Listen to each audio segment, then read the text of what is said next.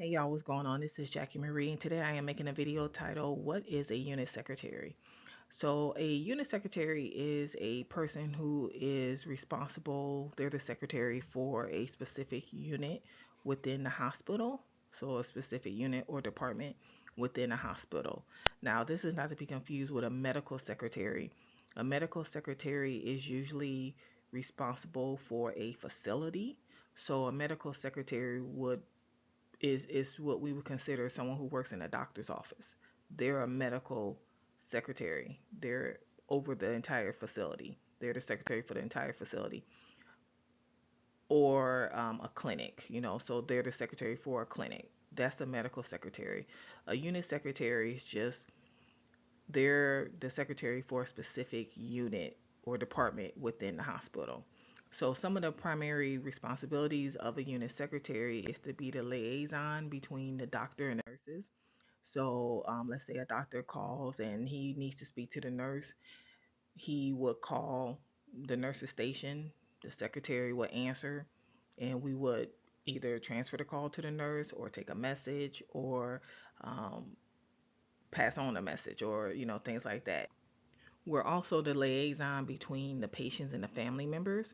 So let's say you have a patient that's in the room and a family member calls. Well, if the patient is alert, we can transfer the call into the room because everyone doesn't know, what room a patient is in. And even if they do know, they still call nurse station. Okay, that's one of them things. But now of course we can't give out any information about the patient, the family, whoever would need to speak to the nurse. But if the patient is alert and orientated, they can speak to the patient. So we would transfer the call. Now, let's say the patient is off the floor. We can let them know the patient's not in the room, they're off the floor for a test. Or if the family or friends come to visit, you know, that we can direct them to the room if the patient is in the room. Now, there are times, the patient may be getting cleaned up, things like that. We wouldn't send the family in the room. We would basically hold them off until the patient was clean. If the nurses are in the room, CNAs are in the room, we will wait till they're cleaned up and they're finished before we will send the family in the room. So, there are times we are the block. Okay. We are the block. But for the most part we are the liaison between the doctors and the nurses and the patients and the family members and basically anyone who comes to the unit. That's what a unit secretary is. Now, another thing, another duty is checking the patient's records. So checking their chart, whether it's the physical chart or the electronic chart. Is also managing phone calls, managing, catching the call lights, organizing paperwork, filing the paperwork. So if you get anything off the printer or the fax machine that and it goes into the patient's chart, you will put in their chart. Now, everything that comes off the printer and the fax machine is not for the patient, but you know what I mean. If it belongs to the patient, you put it in their chart. So filing, that's that's one of the primary duties of the secretary. Another thing is ordering supplies. Now depending on your hospital and how it's run in your unit, how the unit is run, you may or may not order supplies. So when I worked on the med surge floor, like for the pantry, we didn't order the juices and the sandwiches and the forks and the spoons and stuff like that. We didn't order that. The charge nurse did. But when I went to the ICU, the secretary, they were the ones responsible for making sure we had everything. Another thing is unit secretaries usually have to have excellent verbal and written skills. So you gotta know how to talk to people, basically, and you gotta know how to write. Okay, but you gotta have good communication skills. I always say keep it professional. You gotta have that professional in you. Everybody is not your friend. Everyone, doesn't know your personality. It's just one of those things. So, but people understand professional, and you got to be able to think quickly on your feet because things can change at any time. You got to be able to handle. You got to be able to multitask because there be a lot going on. Depending on your unit, it's a lot going on. So, like on the med surge floor is the busiest floor in the hospital. It was always something going on. It was always people coming down the hallway, always visitors, phones ringing, call lights going off. It was a lot. Patients going off the floor. It was a lot. Okay, you got to be able to think quickly on your feet and handle a lot of tasks. It was just always a lot going on.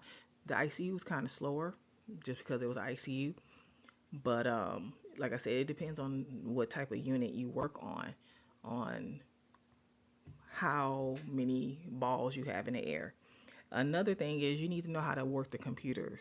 So you won't necessarily just be in the electronic health records, like in that software, that program. You'll have other programs open as well. So like at the hospital, we have, so the way they had an old system, like old, okay. And I think ER was the only one that still used it. I think that's the reason why they still have it.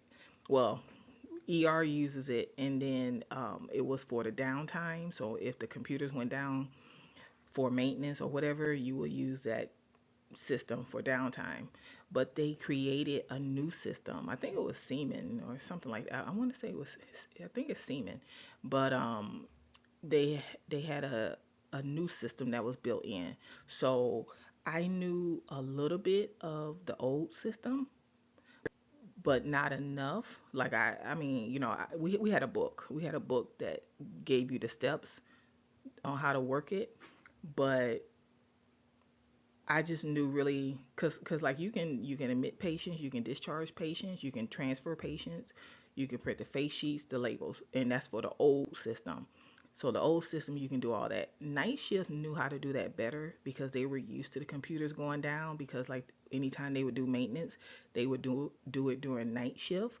So they knew how to do it, work it better than me, day shift. Now the only reason why I knew how to do it because I'm just a busybody and I like to know what's going on. Okay, that's how I know we had a book. Okay, because like how many times did the computers go down? Really, like not that many. But okay, I'm one of those.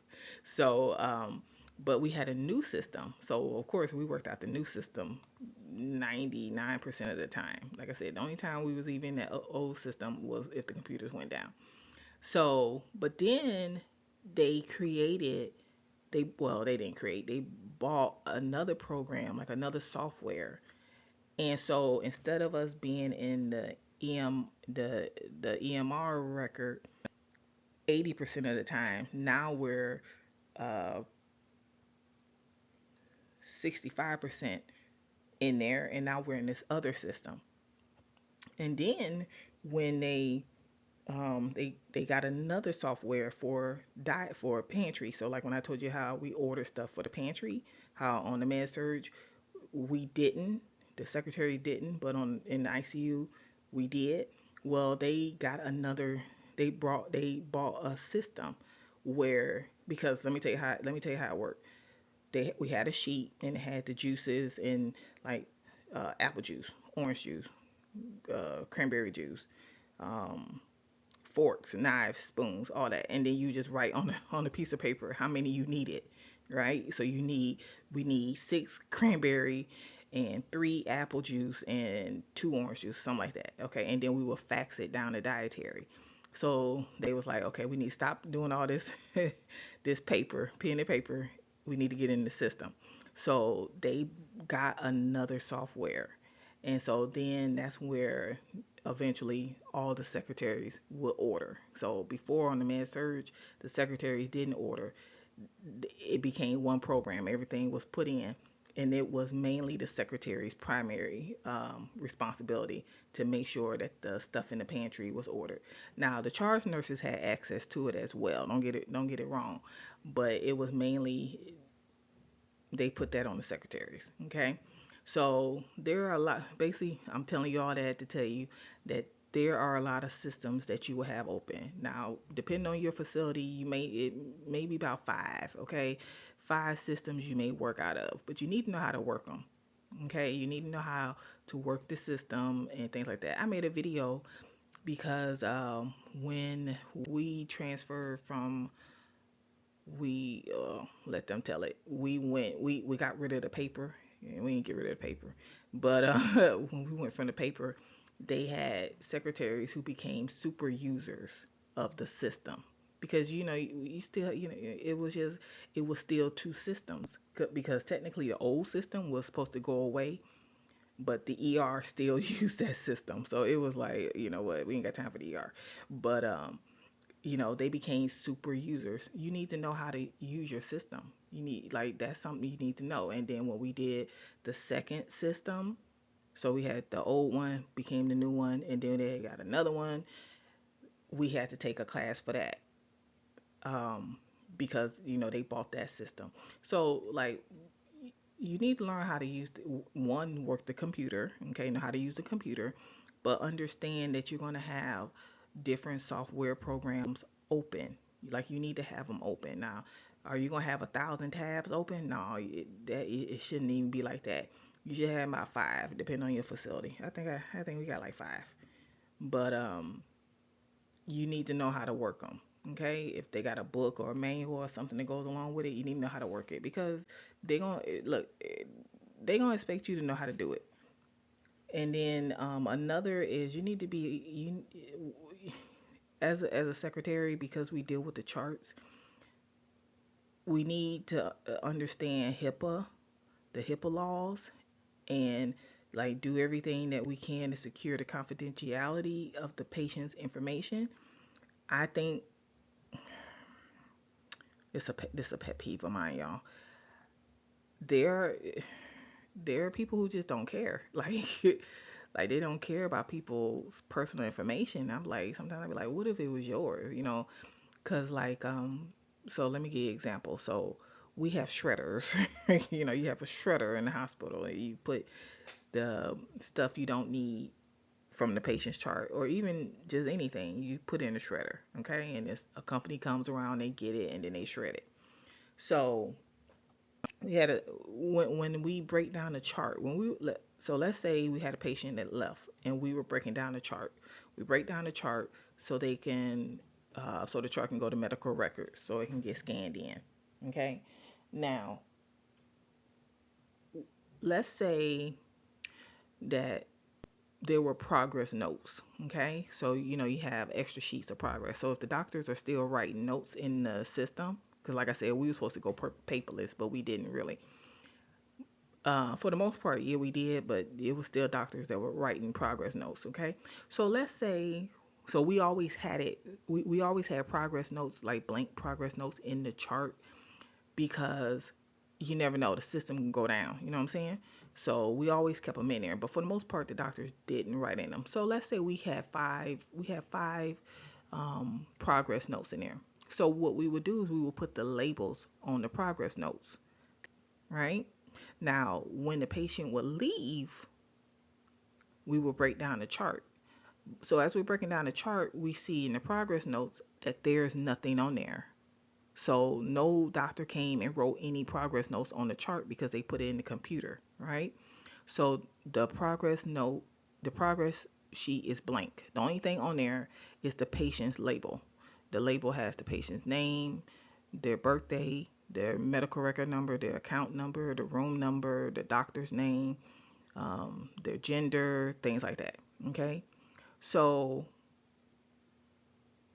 we would take that out, because it doesn't need to go to medical records, because there's nothing on there, right? It's just nothing on there. So normal person would put it in the shredder, but there were people, secretaries, when they broke down the chart, they would throw it in the garbage. Y'all, okay, like I said, that was a pet peeve of mine. We had the secretary that was just real bad about it. She was so bad about it, and I'm like, yeah, it ain't got nothing on there. I mean, but she would throw like labs in the garbage. Like, y'all, she had so much stuff. I mean, labs. It had the labs. It had the people name, medical record number, account number, the diagnosis. I mean, it had all that stuff on there. And she just throw stuff in the garbage. She never threw anything in the shredder. It was so annoying. Y'all, please don't be her. Okay, don't be her. You need to stay on top of the HIPAA laws. You need to work diligently to secure the patient's information. One of the things I always did, because the, the the med surge floor, the doctors set different places because we had two nurses stationed. So the doctors set different places. Make sure your charts. For the most part, the charts were up at the nurses station. Um, but like in ICU, for the most part, they were at the nurse station. But on our sister floor, we had a humongous floor, and there was like 6 nurses stationed, 6 little sections. I want to say it was like 6, yeah, because it was kind of like a circle, okay. And so I didn't have all the charts. So where I sat, where I would sit when I would go up there and work up there, I only had maybe 10 charts, if that. And then another. I don't think I had that many charts. Maybe 5, because it was like 23 rooms. So it might have been 3, yeah, because the first section had like 3 bedrooms. I mean, 3 bedrooms, 3 rooms, 4 rooms. So it might 3, 4 charts over there. And then the next section would have 4 charts. So like each nurse station had a certain number of charts. So if I'm over here on one side of the unit, and a doctor went in the room, saw the patient, looked at the chart, looked in the computer, and when I say chart, I'm talking about physical chart. Looked in the physical chart, then looked in the chart, and then left and just left it laying around. Well, I'm not over there.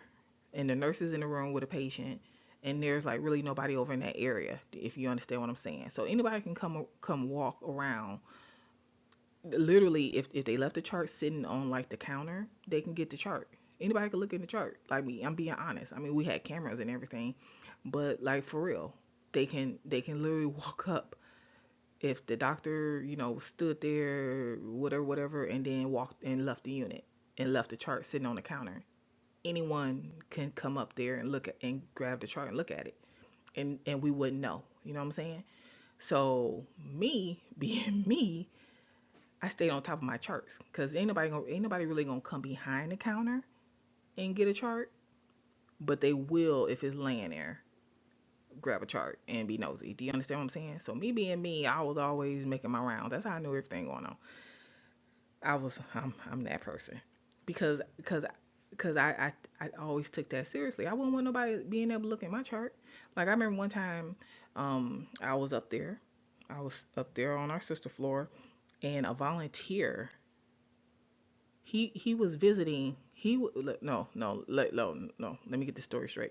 He was visiting a patient. Okay, he we had a patient in the room. He was visiting the patient.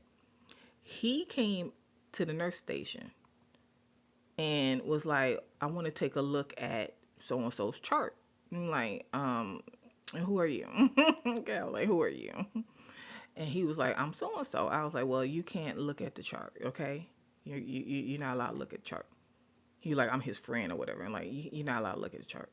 So then he was like, well, I'm a volunteer at like another hospital. He's like he literally gave me the name of the other hospital. He's like, I'm a volunteer over there, and they let me look at the charts. So he just be looking at people's charts because he a volunteer at another hospital. So he thought he can come to our hospital and look in charts. Okay, like if you don't sit down, first of all, I ought to pop you for going in on people's charts at the other hospital. But if you don't go sit back down or go back in that room and go on somewhere, like for real, like he's like, well, I'm a volunteer at so and so hospital, and I look through and they let me look through the charts. I'm like, why are you looking through charts? Like, what are you talking about? You know what I'm saying? Now, we did have volunteers. Like we have volunteers at the hospital. They work on the unit. So like when I was on the med surge floor, we had volunteers that worked on the unit. They would come in because the guy he used to come Tuesdays and Thursdays, I want to say. He would come Tuesdays and Thursdays and work on the unit. And but he worked on the unit, you know what I'm saying? We knew who he was. And he would file stuff and things like that. I don't know why, but I don't know. I mean, I don't know. But anyway, because our unit was the only one I think that did that. I don't think any other unit ever did that. Where we had volunteers that came up to the unit. I don't know. It had to be some kind of arrangement they had. I don't know why he was allowed to.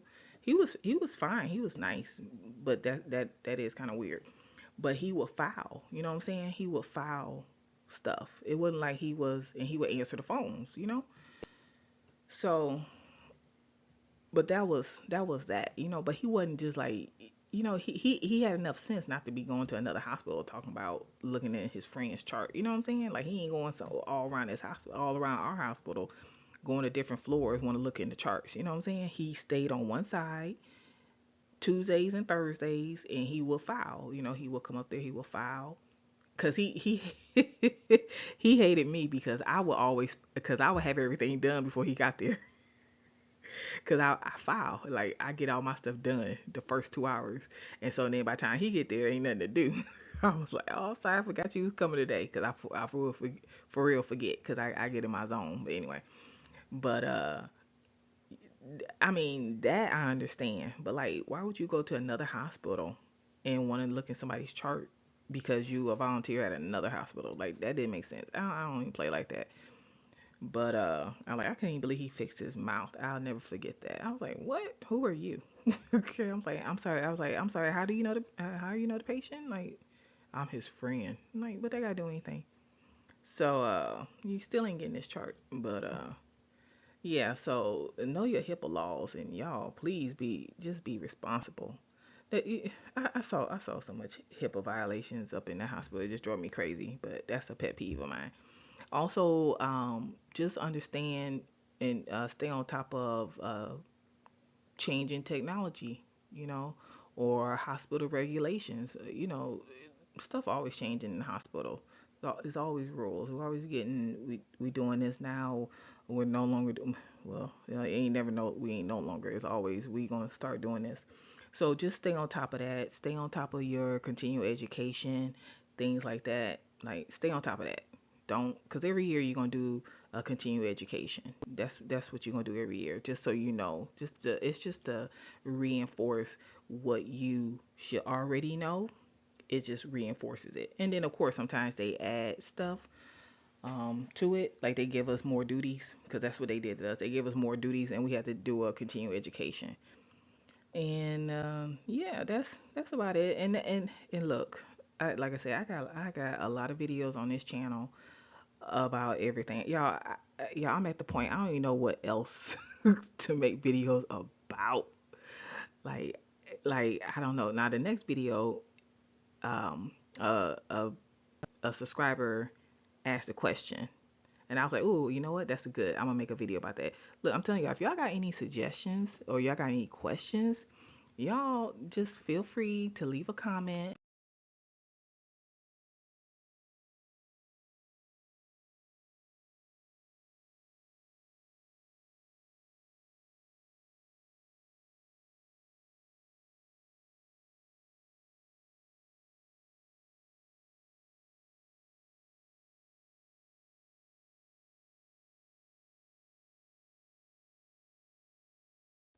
I will respond because I don't know what else to talk about. It's just so much. It's so much to being a unit secretary, and I feel like I've covered everything, but I know I haven't because stuff is always changing in healthcare and the responsibilities that are added to us. Because they think we don't do nothing. They think all we do is answer the phone. See, that's another pet peeve of mine. They think all we do is answer the phone when we really do a lot. Like it takes a lot to keep a unit running and to keep everything flowing. Like it takes a lot. And I don't know. I guess we just get to a point where we we know the nurses, right? You know the nurses, you know their personalities. You know who get along with who don't.